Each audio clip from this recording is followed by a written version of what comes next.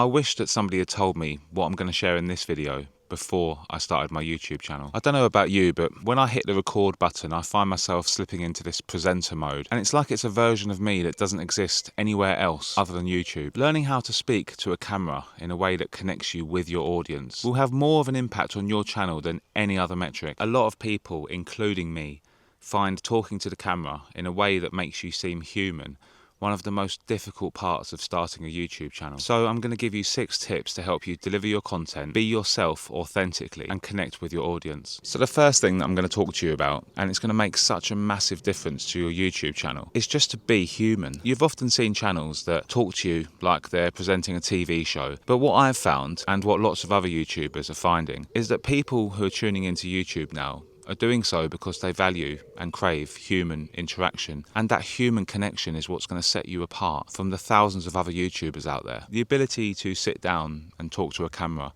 and just be completely yourself and to allow your personality to come through is going to make such a difference for you, your YouTube channel, and ultimately your audience. There are a few ways of doing this, but some of the best ways are just by being yourself. It's not always easy because when I press the record button, I suddenly slip back into that presenter mode that I've talked about, and it's a really easy trap to fall into. I start modifying my speech and I start talking in a way that nobody who actually knows me would recognise. I start sounding like a BBC News presenter, all formal and official, and it's not me at all, and I have to constantly remind myself to stop doing it. We'll often essentially put on our telephone voice when we're talking to the camera, and that's the habit that I want you to snap out of, and it's one of the hardest things to do. So just allow yourself to come through naturally and speak to the camera like you would a friend or a family member. You wouldn't walk down the street and bump into someone and say, "Hi, how are you?" It just wouldn't work, and in fact it'd make you look like a bit of a weirdo, and if I was that person, I'd probably start running in the other direction. It's the same for talking to a camera.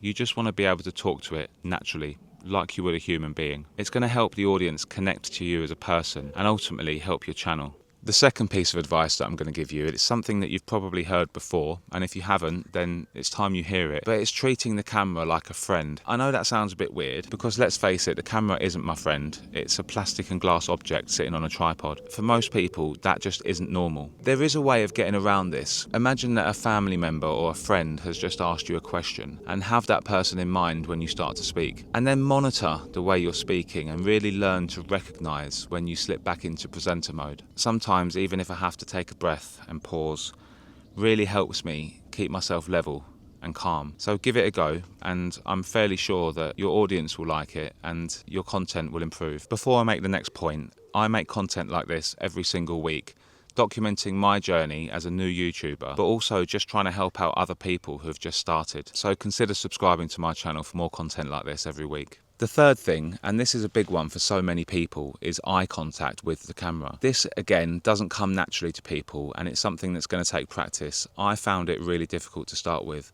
and I started to trip over my words and get everything wrong, and you can feel your heart racing and you start to sweat a little bit. And when you first start recording yourself and you look down the lens of a camera, it's going to feel so weird and so alien to you. It's going to be something that comes with practice. While the advice to maintain eye contact with the viewer by looking at the lens is good advice, there are some tweaks that I make to that advice in order to make my presenting style a little bit more human. I can sit there and stare directly at the lens constantly while I'm talking to the camera, and it doesn't bother me at all anymore, but it's just a little bit weird. If you were somebody that I knew in real life and I sat there maintaining constant eye contact with you throughout the whole conversation, you'd think it was a little bit odd. So instead, what I'm going to say to you is, just like I'm doing now, every now and again feel free to break that eye contact and look around as you're talking, just like you would in real life, and it's going to make such a big difference to your presenting style and make you ultimately come across as more of a human being and not quite so rigid. The fifth thing that I'm going to talk about, and this is a really big one, when you first start your YouTube channel, you really need to make sure that it's a niche that you're interested in. And I don't just mean something that you think you can make money on, because it's not going to work long term. I have known a few creators now who started a YouTube channel in a niche they thought was going to do well. Not because they enjoyed that topic, but because they thought that they could make a success of it on YouTube and make money. 2 of those people aren't posting videos anymore. I haven't spoken to them, they haven't admitted to that, but I've looked at their channels. They were speaking about something that they thought would be successful, but it wasn't something they were passionate about.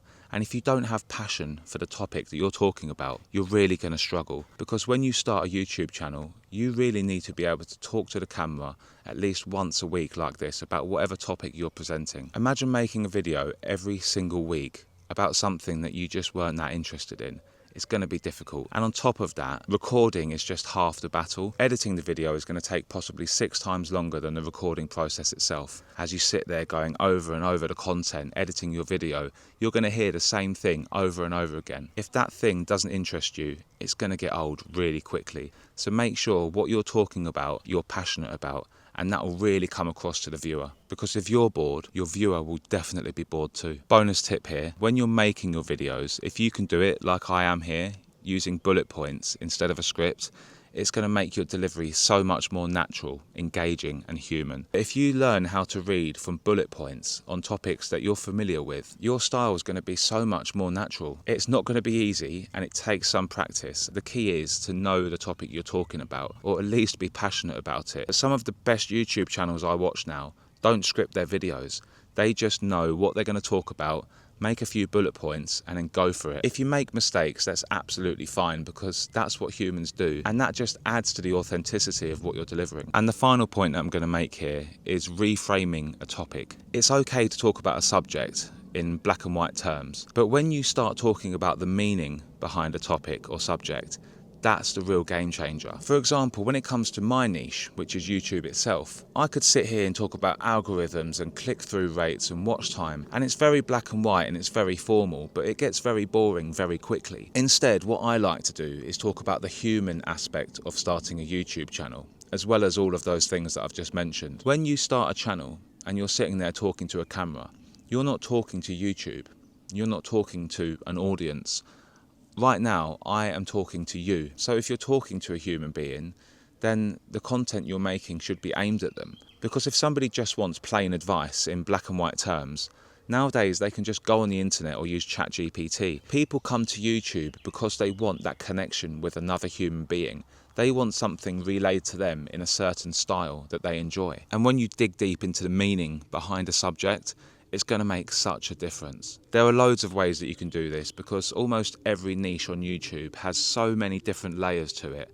It's not just black and white, and that's the real secret sauce that people won't tell you about. If you put these things into practice, I can assure you that you will start connecting with your audience just by being you, coming from a place that's truly authentic. What could be easier than that? There's nothing worse than spending your time on your YouTube channel being somebody that you're not, and your audience will sense it. If you follow my tips, you'll find talking to a camera so much easier that you're going to have people asking you how you do it and make it look so natural. So as always, thanks for watching, and I'll see you on the next one.